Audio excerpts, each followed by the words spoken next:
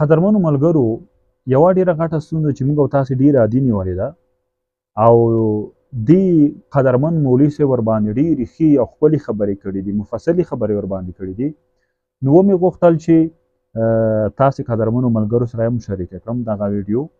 نو لومړی د خدای ماته او بیا د خدای ټولو ملګرو او اورېدونکو ته توفیق ورکړي تر څو په راتلونکي کې له دا ډول ګناه او له دې ستونزې نه فرهیز وکړو او بیا یې تکرار نه کړو.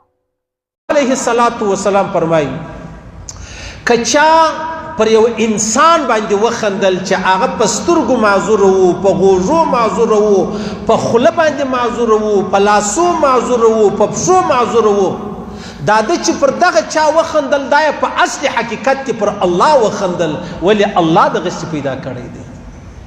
په دې خبره ستاسې سر خلاصېږي. بیا روایاتو کې راځي عزیزان، پیغمبر علیه السلام فرمایي من اذا مسلما فقد اذانی، چا چې یو مسلمان زیر کوي گویا زی زیر کړم، ومن اذانی چا چې زه زیر کړم فقد اذى الله، هغه الله زیر کوي، د الله د ناراضګۍ دعوه چې د هغه په مخه واخیستله.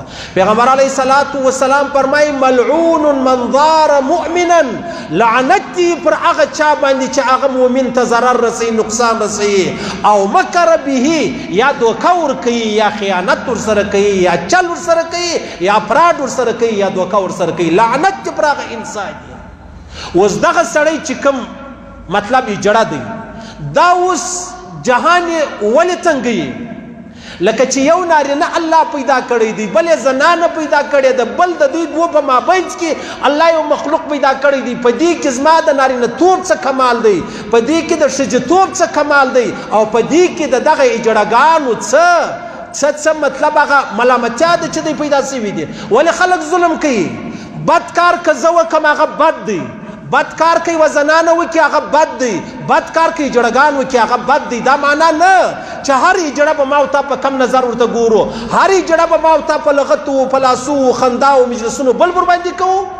راسه په دې ښار کې زه در ښیم حجان در ښیم، والله یو حج نه 5 حج به لا هم نه در دې زیات کړی دی. بیا دوی پر دا روډو باندې ګرځي، بیا یې دفتران نیولي دي، بیا یې علیحده کوټې نیولي دي، دغه د ځانو سره بیا یې اوس چې څومره قصور دی جړګانو دی دغومره د دې آزادو انسانانو حجانو دی. الله پاک دې دوی د غی تباه او ذلیله کې لکه دا معاشره چې ذلیله او تباه کړله.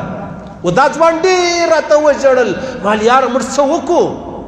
موږ چاته لار ور ورشئ؟ زه په خپله بې لارې یم، جهان ته به څه لار ور ورشیم؟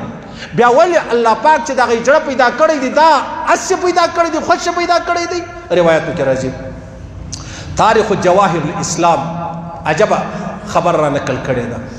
یو جړه و د حضرت عمر فاروق رضی الله عنه په زمانه کې، دا غزلې وایه یو څه یو اتړ متړ کوه، دا د ګزران و، دا یې ګزاره وه، دا یې کاروبار ولو. بله ورځ وروره وخت تیر سلو، زوړ سلو، اواز یې کښېنستی، پر ملا کوب سو، نو ډېر پریشان سو، نه خندا کولی سي، نه مسخرې و بانډار کولی سي، نه خلک یې ورپي چې د هغه ورکوي. بیا رالی جنت البقیع لره، چې رالی و الله ته ډېر وژړل، ولې الله زه یم ګناهګاره، زه یم نافرمانه، زه پخوا دومره وم چې ما به څوک خندول یا به ما بانډار یو مجلس کوی، د ماښام یوه ګوله پیدا کېده، نن ولوېدم یا الله ته په ما خبر یې چې زما په کور کې د ماښام ګوله نسته، او یا الله زه منم چې زه ګناهګاره یم، خو یا الله ته تر مور و پلار هم ډېر مهربانه یې. زه منم چې یا الله زه ګناهګاره یم، خو نا امید نه یم، و تا ته ډېر امیدواره یم. حضرت عمر فاروق رضی الله تعالی عنه په مسجد نبوي کې بیده ولو، نو یې خوب لیدی یا غږ ورباندې وسو یا الهام ورته وسلو چې ژر زما دا بنده ته ځان ورسوه. حضرت عمر فاروق رضی الله تعالی عنه چې راپورته سلو، په منډې منډه کښم لاړې جنت البقیع لره، قبرستان لره، په لڅ پښو ورغلی. هلته یوه درخته ده، یو سړی ناست دی و الله ته ژاړي. حضرت عمر فاروق چې ولیدی هغه په منډه سو، په ځغستا سلو، چې په منډه سو حضرت عمر فاروق ورته ویل مځغله مځغله ودرېږه، داسې نه چې زه راغلی یم، زه راستول سوی یم. هغه ورته ودرېدی، ول چا راواستولې؟ ول هغه چا راواستولم چې چاته تا ژړل، تا فریاد کوئ. دومره وژړل، ول یا الله ما په 80 کاله ته نه یاد کړی، نن مې د خپلې خېټې دپاره یاد کې تا عمر فاروق ماله راواستوئ؟ وی جړل د ډېرې ژړا صدالت ته مړ سلو. بیا حضرت عمر فاروق رضی الله تعالی عنہ په خپله د جنازې لمونځ ورکوي په جنت البقیع کې پټ کړي.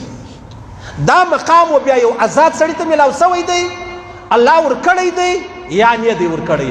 نو ما او تا چې دا نن و چاته په کم نظر باندې ګورو، د الله رسول فرمایي که چا و چاته ضرر و تاوان و نقصان ورسوي، الله رسول فرمایي و ما ته د نقصان ورسوي، او چا چې ما ته نقصان ورسوي هغه الله ته نقصان ورسوي، او الله ته چې څوک نقصان ورسوي هغه به ځي جهنم لره. الله دې موږ وساتي، الله دې ما ته هم هدایت وکړي، الله دې زموږ زنانو ته هم هدایت وکړي، الله دې زموږ جړګانو ته هم هدایت وکړي. موږ دې ته خواست کوو چې له الله یې وغواړئ، راسئ خپل لین لره راسئ، پر کور باندې کښېنئ، بس د الله کړی دي، ته اختیار نه لرې، د الله په د هغه قضا به راضي کېږې. دا دوکانونه، دا کورونه، دا موټران، دا تاسو استعمالوي، دا د خپل هغه خواهش چې دی هغه له تاسو پوره کوئ. ولې تاسو ځانونه جهنم ته اماده کوئ؟ ولې دا انسانان و جهنم ته اماده کوئ؟ الله دې موږ ټول وساتي، الله دې موږ ټولو ته هدایت وکړي. یوه خبره دا سوه